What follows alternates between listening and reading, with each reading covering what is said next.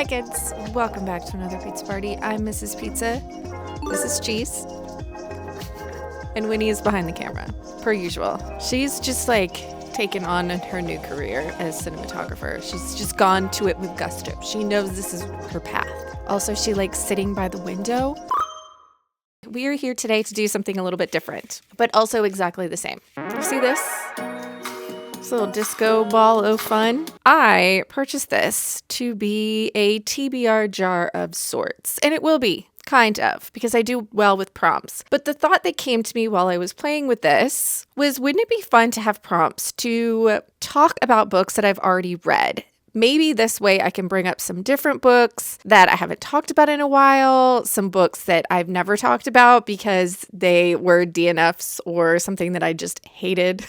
Or maybe it's just something I loved I forgot about. Let's not be negative. Don't be negative. So we put some little prompts in our disco ball of fun. And I think I'm going to pick out let's do 5. 5 is a good number. 5 prompts to bring up books. I will pick a book for every single prompt to tell you about a book I've already read. And maybe you'll find something that you're really interested in reading too. I absolutely scoured my brain trying to come up with prompts and tried to make it a point to not have a book in mind when writing a prompt, but I have to ask you for a favor. We're friends, right? You can do this for me? I need some more prompts. Some prompts that will help me pick books I've already read. So not prompts for books that I will be picking up, but prompts for books to talk about. If you want to leave those in the comment section, I will make sure to dedicate my next birthday wish to you when I blow out the candles. Let's talk about some books. Shake her up. You ready?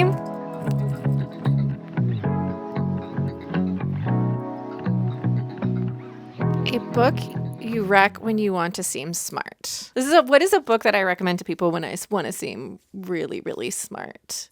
This could go twofold, you know? Oh, sorry, Cheesy. I went with 2. So we're going to talk about them briefly. I really think the one that I should say is Jane Eyre by Charlotte Bronte. This is a classic that everyone has heard of. It has been adapted several times over. It's a gothic classic, and I feel like when you talk about really liking Jane Eyre, it's similar to when people say they really like Jane Austen. They just come across as I am very smart and classy. Jane Eyre is the story of Jane, who is a young woman who grows up living the hardest childhood of all childhoods. She goes from a slightly abusive, toxic household that she had been living in to a school for girls where everyone is kind of destitute, to then subsequently becoming the governess for a young girl who lives at this big, ooky spooky estate where things are happening. This is really stinking good, but the first half is much better than the second half. It's got a little bit of a romance happening. It's just gothic, and people think you're really smart when you like classic literature. So that's the one we're going to go with. My runner-up for that would be Cloud Cuckoo Land, only because, look, there's tons of little awards on the cover of this book, but I also feel like Anthony Doeer is someone that is a somewhat recognizable author to many people because he won the Pulitzer Prize. It's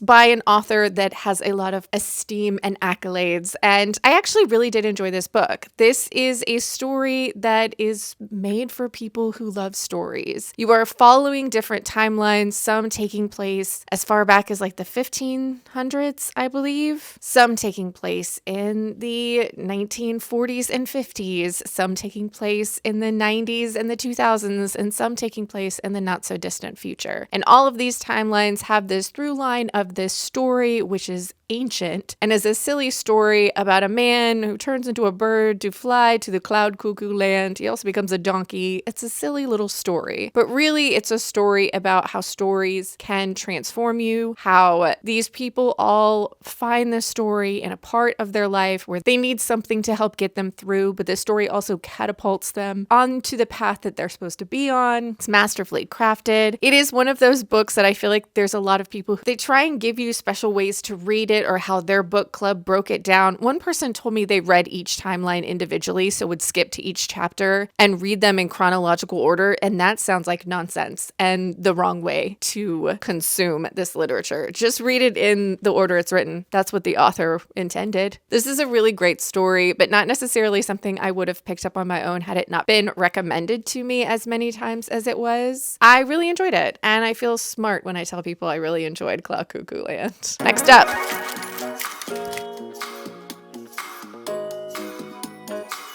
It's the End of the World. So a book that takes place in a dystopian or soon to be dystopian. Do you know which one I really enjoyed and I don't feel like I hear enough about is Hollow Kingdom?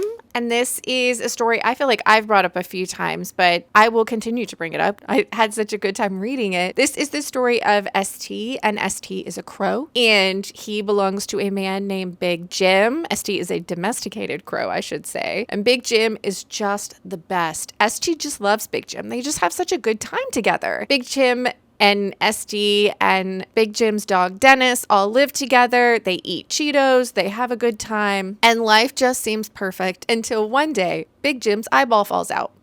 Just falls right out. And ST is like, oh no, something must be wrong. This is ST and Dennis. I believe he's a bloodhound. He is dim-witted and incredibly loyal. But ST and Dennis go on an adventure together after the end of the world. So this is kind of like if The Walking Dead was given to you through the perspective of domesticated animals. There are several domesticated animal points of view. ST is our main character, and you spend the most time in his point of view, but you also get flashes to other domesticated animals in other parts of the world and how they're surviving, what they're doing, what their perception of what is currently happening in the world is. It's like The Walking Dead and The Secret Life of Pets. That's, I think, what someone said to me once, and I was like, yes, I will read that book. And I did, and I had a really good time. If those two things mushed together sounds like fun, pick this up. It's weird, but it was good, and I really enjoyed it. And it's about the end of the world. Next up.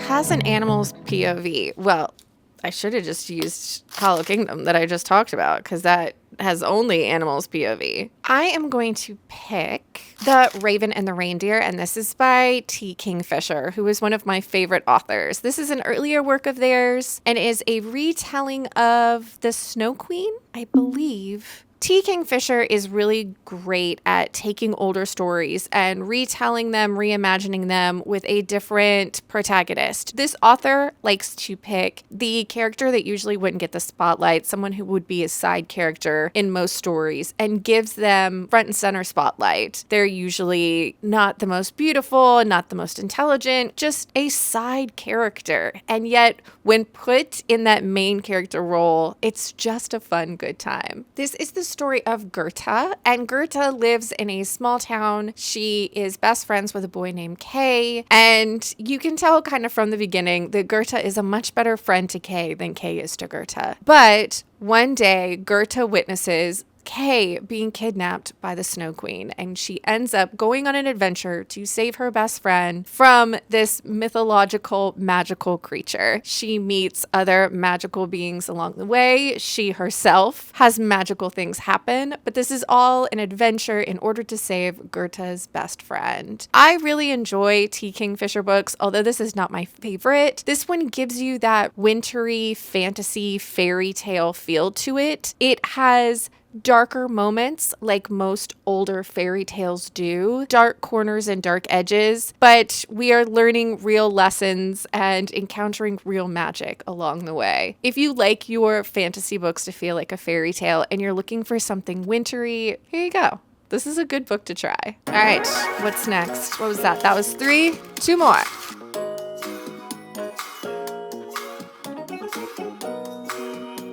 Book with a road trip or adventure. Let's do The Salt Grows Heavy. This is by Cassandra Khaw. This is my first book by this author, and again, feels very dark fairy tale. But whereas The Raven and the Reindeer feels more like a fairy tale with darker edges. The Salt Grows Heavy is a horror novel that feels like a fairy tale. This is the story of a mermaid, and in the opening of this story, her children are devouring the country that she was queen of. You learn pretty quickly that the mermaid was married off to a prince/king. He took advantage of her and the magic that surrounded her, and her retribution for the ill treatment that she received was to unleash her children upon this land, and her children devoured it. It sounds like her children are nothing but monsters with razor sharp teeth. So that's very different from what the Little Mermaid had taught us. But so in the opening of this story, our mermaid is going on an adventure with a plague doctor who is one of the only people that the mermaid's children spared. But the plague doctor and the mermaid have a little bit of a history between them. They go off on an adventure and encounter creepy children in the woods.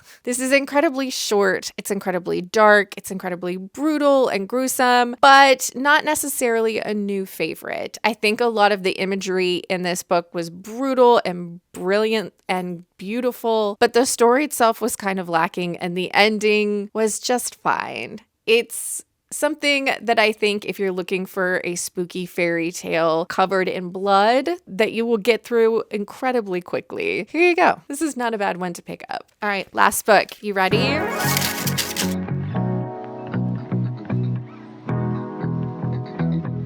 A book that was recommended to you the most. I know which one I'm going to choose. Red Rising. This is the start of what I think now is a 6-book series. 3 books being the first arc, the next books 1 through 3 being the first arcs, books 4 through 6.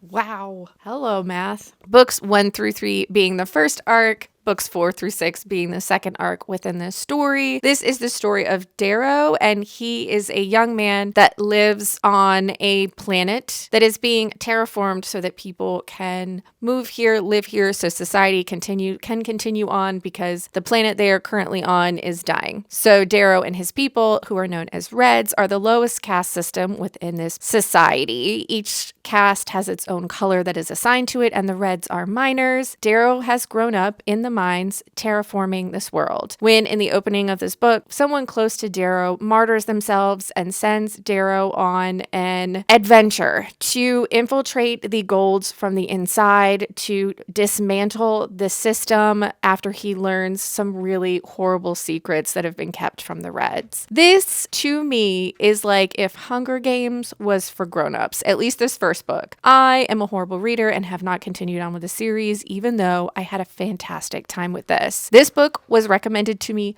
so many times before I actually picked it up, and then I in turn recommend it to so many people that have similar reading tastes to me. I will say, I feel like this book takes a little while to get going. Once you enter the tournament type part of this book that happens, it is so much more compelling. You just kind of have to get through the beginning of who Darrow is, why he chooses his path, why he is sent where he's sent and does what he does. And then when you get to it, the infiltration that Darrow is doing, the actual infiltration, that is when the book really picks up for me, and then you won't be able to put it down. I really enjoyed Red Rising, and I think it's borderline a sin that I have not continued on with this series to see what happens to these characters. At this point, I feel like I need to reread this in order to continue on with the series. Do I want to do that? So many books I need to read. But that, kids, was a fun little disco party where I talked about some books that I haven't talked about in a long time, or I haven't talked about at all on this channel. I thought this would just be a fun way for me to just talk about some different books instead of talking about the same 5 books. Because recency bias is a thing, and you kind of forget about some of the older books that you've read until you start giving yourselves reasons to talk about it. Oh, that was violent and uncalled for. But that, kids, is where we are going to end this pizza party. If you had fun hanging out with me and the dogs, we hung out with you, please subscribe. I hope you're reading good books out there wherever you are, and I'd love to hear about them. And I'll see you next time. Geez, I see you side-eyeing me.